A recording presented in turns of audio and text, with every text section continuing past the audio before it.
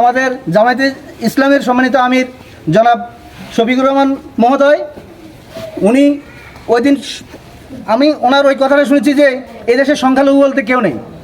আমরা যারা এই দেশে জন্মগ্রহণ করি আমরা সবাই বাঙালি এবং আমরা সবাই একই অধিকার নিয়ে জন্মগ্রহণ করি। আমি ওনার এই সুন্দর বক্তব্যকে সাধুবাদ জানাচ্ছি এবং আজকের এই দিনে যে জামায়াতে ইসলামী তাদের যে রাজনৈতিক যে কর্মসূচি নিয়ে আমাদের কাছে এসেছেন এবং আমাদের পাশে থেকেছেন, এই যে আমাদের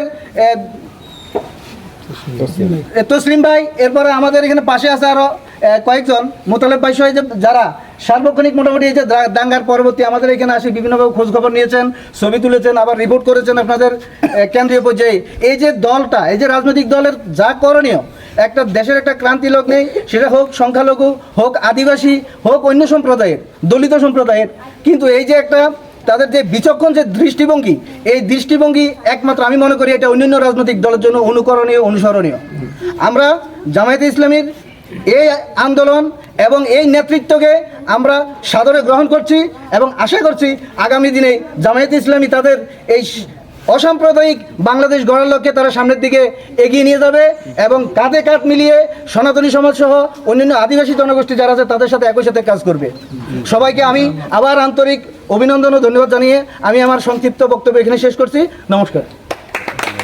ধন্যবাদ তার গুরুত্বপূর্ণ বক্তব্য রাখার জন্য।